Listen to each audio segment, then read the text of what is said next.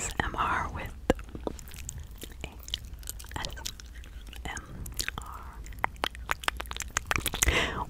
Jody. It is so nice to see you. And although my hair does look purplish blue, it's actually black in real life. I think it's lighting.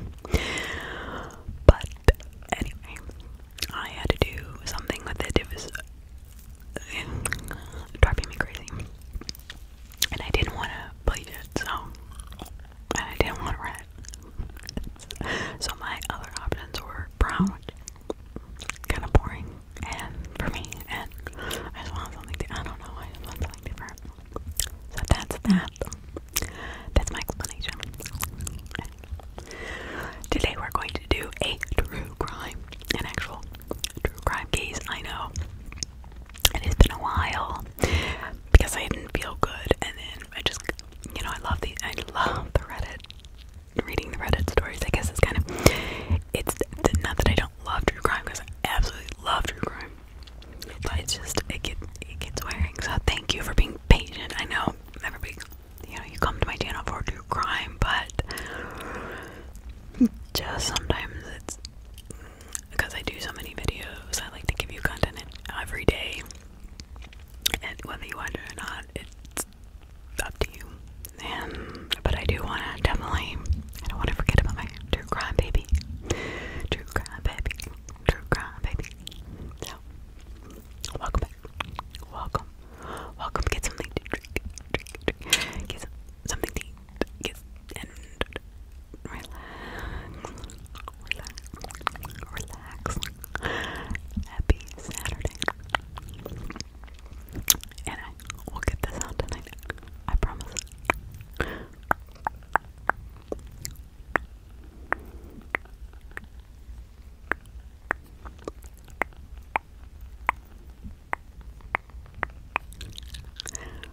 I don't know.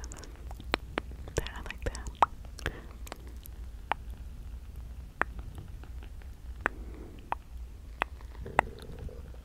Oh, that's nice.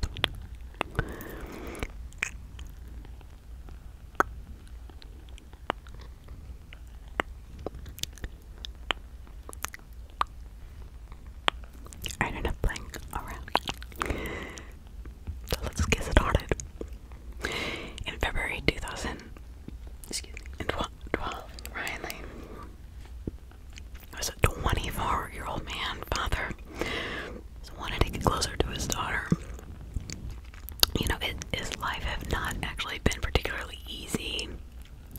He had trouble finding decent paying employment and did not get along with his ex very well, the mother of his child. But despite all of this, he was very young, and he was very determined and very committed to his daughter. He was going to be able to spend more time with her, and I find that to be just very heartwarming. Tells you what kind of person he was.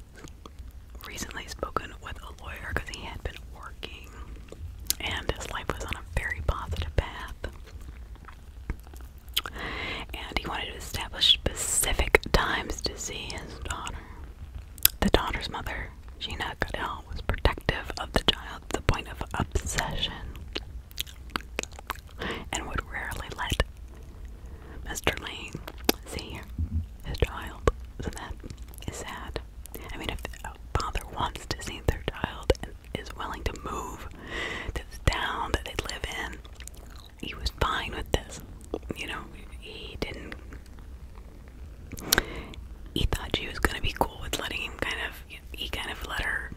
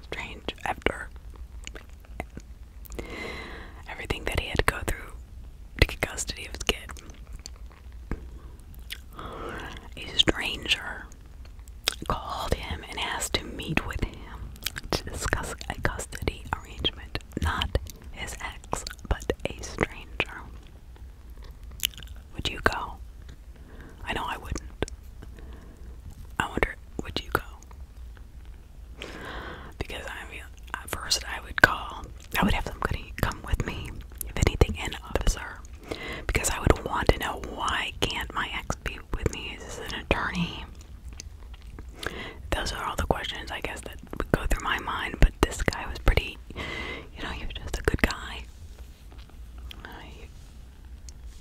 He trusted, and he even says, so his dad, Bruce, he's like, this sounds really bizarre. Ryan, this really doesn't sound okay. You want me to go with you? I really would prefer I went with you. And he's like, this is what Ryan says before he walks out the door. This is the last thing he says to his father. Dad, what are they gonna do? Stab me?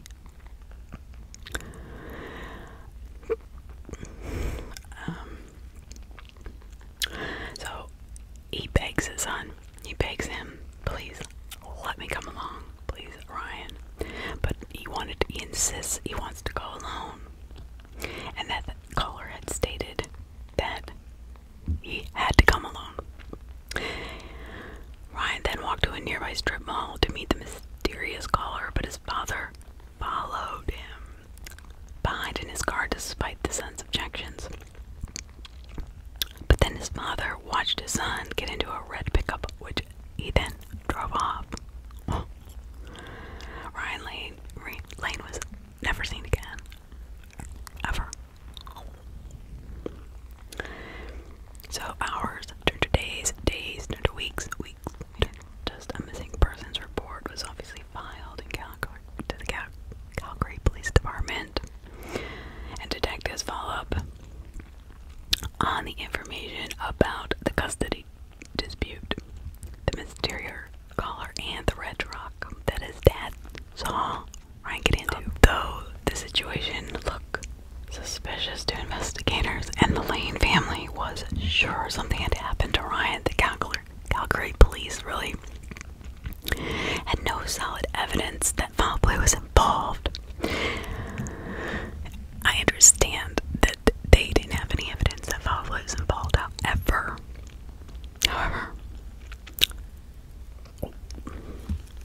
my biggest question as an investigator: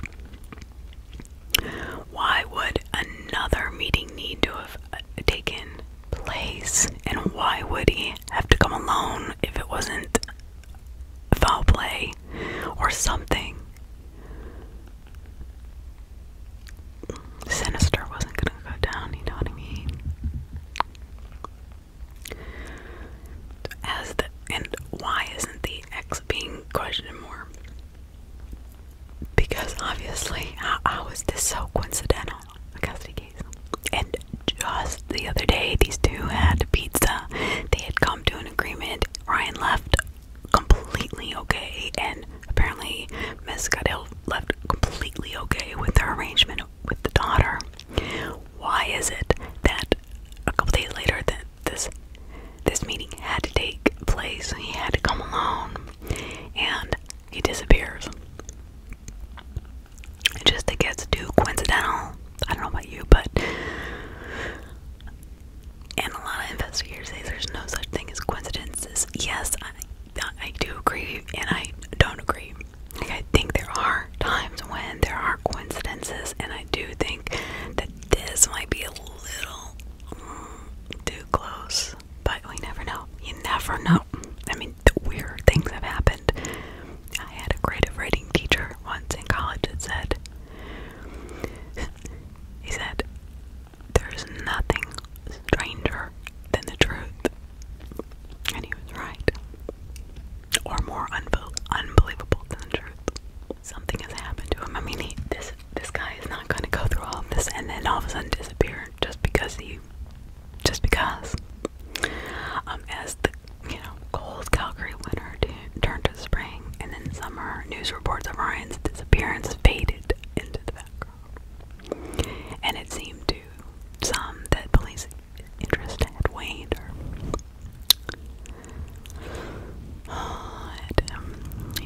they had lost interest.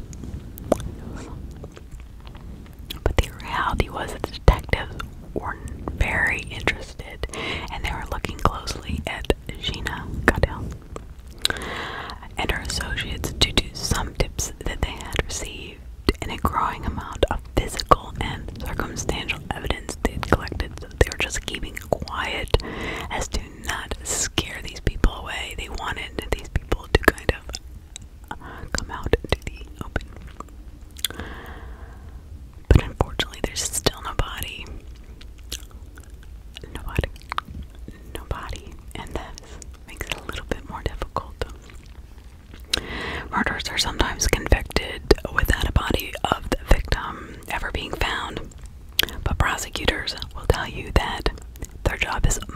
easier if they do have a body. Juries often tend to be skeptical and require plenty or even over the top of evidence to convict a person of murder, especially in today's world where both documentary and fictional television shows that profile the use of forensic evidence to solve crimes are commonplace. In November 2012, the search for Ryan Lane finally comes to an end. So although investigators thought they had discovered a body, it was actually charred remains of a human. They were discovered in a burn barrel in a very remote northeast Calgary area known as Bicycle. Correct me if I'm wrong. Although investigators believe they had found Ryan's body,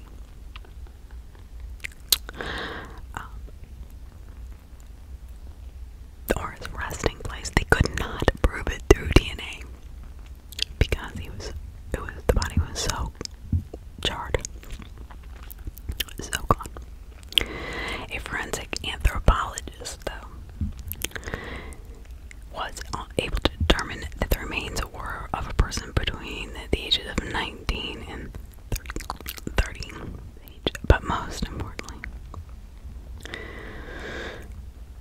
a ring that Ryan's family identified as belonging to Ryan was in the pile of ashes. It seems the killer or killers now have made their first mistake because they're leaving behind evidence. The location would be very important in this case, obviously, because not too many people, if it's in that rural urban area, not too many people are going to go there, know about it. You know, it's going to be pretty person specific, I would imagine. So, did something go wrong? I mean, why would he just get in? He must have known the person. If he got into the car, or it had to have been his ex saying, oh, you know, come on, just take a ride with us. I can't imagine that he would get in after his dad warned him why he'd get into a car with somebody he didn't know, a complete stranger that wanted to take him out in the middle of no, you know, I just would never get into the car of somebody, period. If anything, why couldn't he just meet him there at the restaurant where he's walking towards? Once Ryan's remains were discovered, produced arrest warrants for Jean Goodell, her husband Timothy Rumbell, and his brother William Will Rumbell for the murder of Ryan Lane.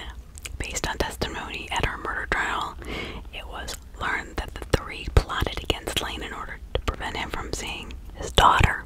Why? This was not a bad guy. He wasn't going to take her. He moved there. His parents lived there. He wasn't going anywhere. That's really sad.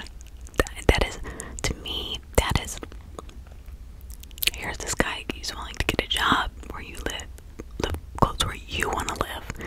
He's gonna only have, you know, his daughter, not full time. He's not like gonna run off with her. He doesn't have millions of dollars. He just wants to have a relationship, which is only healthy for her, right? I mean, if he's a good person, I don't get that. So according to Goodell, the initial plan was just to intimidate him, and that I've heard that before, haven't you? Just intimidate him. We're gonna beat him up, scare him away. That's what Jesus. We're gonna scare him away. Well, but like always, or not always, but a lot of times, once that plan is in action, things get out of control. Emotions are running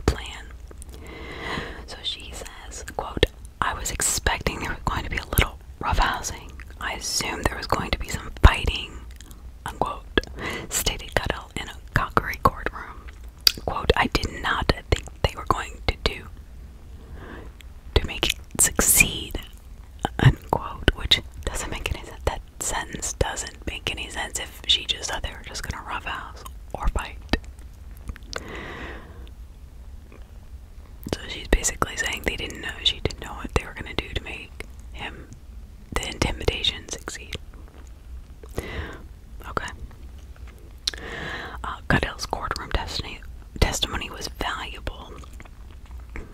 Who met Ryan on February 7th, Tim and Will rebelled, but it was short on important details. Essentially, Goodell attempted to shift culpability in the murder from herself, of course, to her husband and his brother. But the mountain of evidence against all three clearly demonstrate that each was equally responsible for Ryan's demise.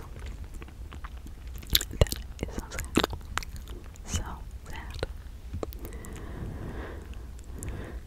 So here is the evidence they had on her. Sheena Goodell and her husband and his brother went to trial. So they faced an uphill battle trying to refute what seemed like an endless line of evidence against them. Almost much of the evidence was circumstantial, though. There was just so much of it that it could not possibly be explained away. And the few bits of forensic evidence the prosecutors did have only served to corroborate the circumstantial evidence, so it definitely went hand in hand together.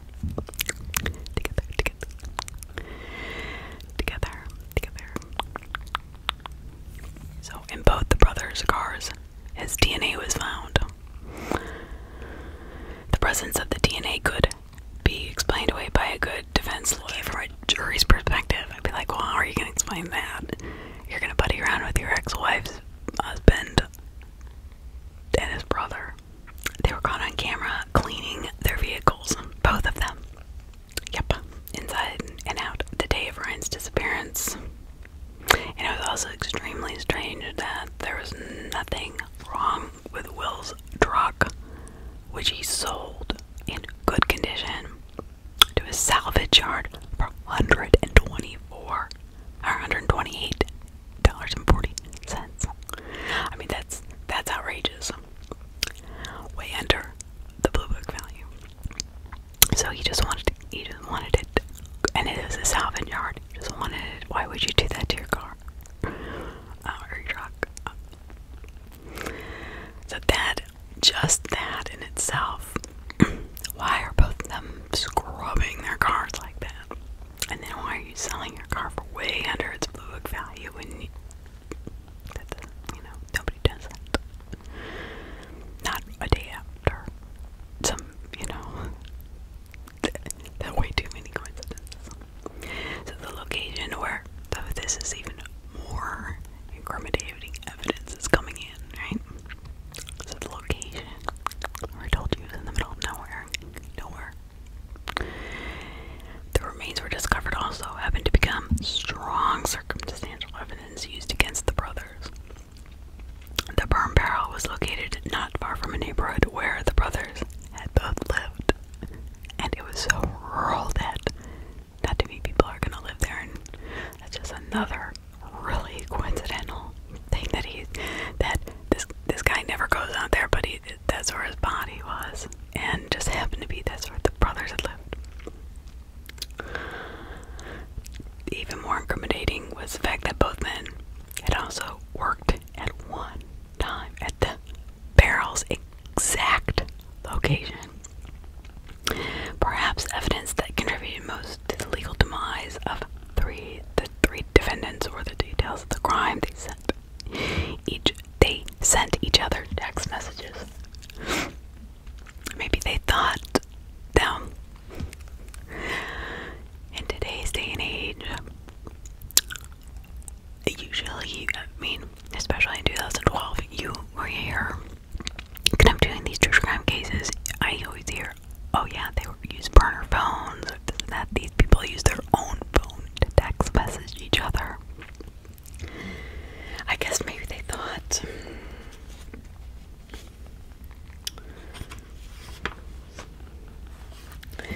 they would never be suspects in any crime if Ryan's body was never found, or possibly they did not think their messages were saved.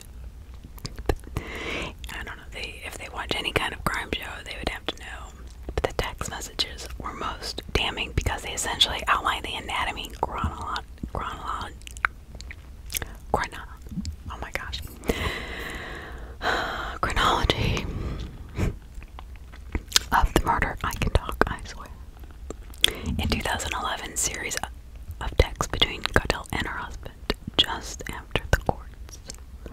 awarded visitation rights to Lane clearly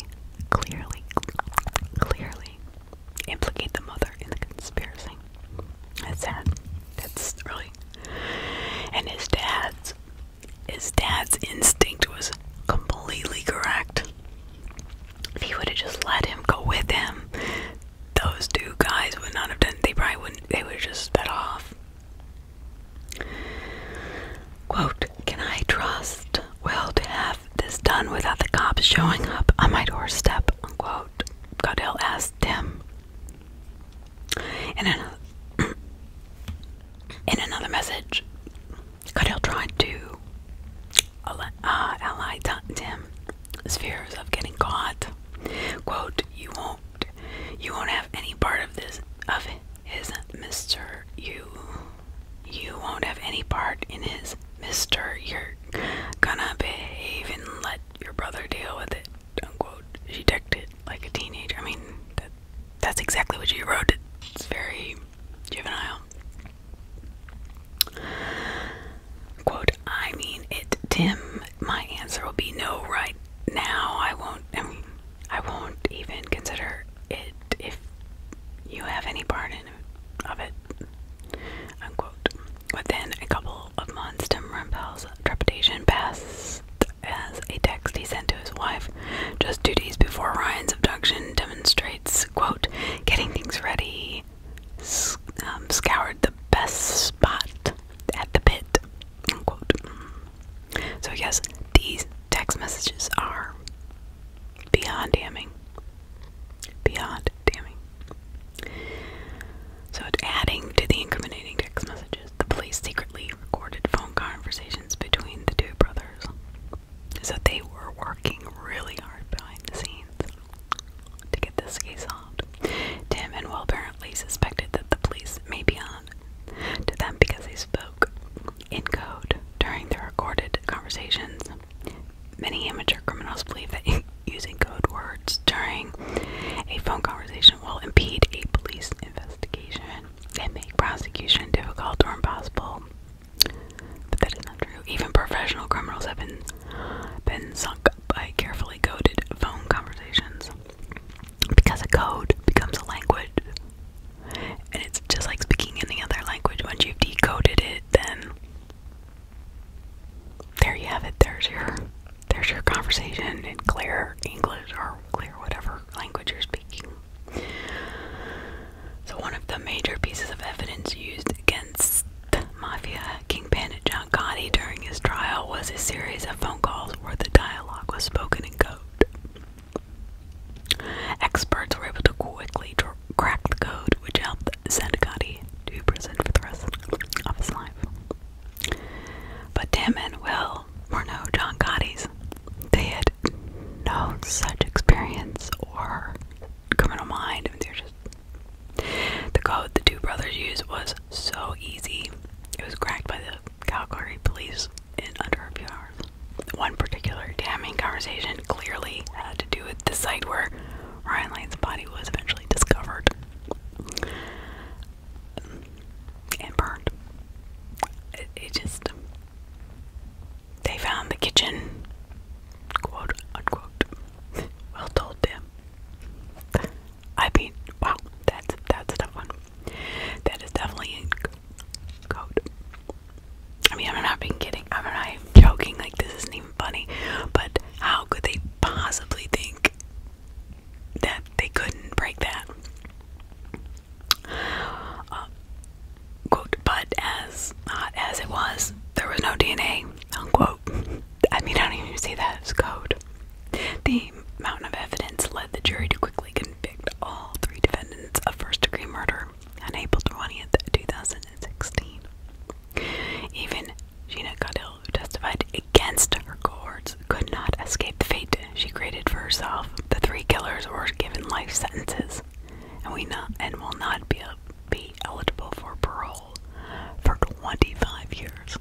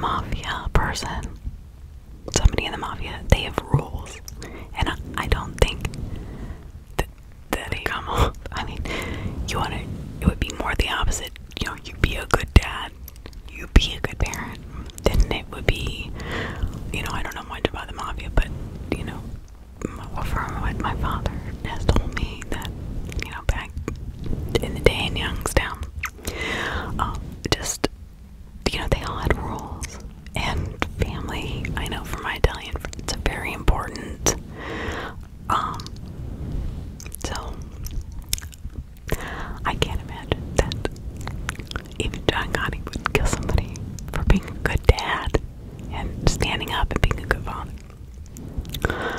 So that's sad. That is sickening and sad, and I feel for his family and his daughter. So I just wanted to say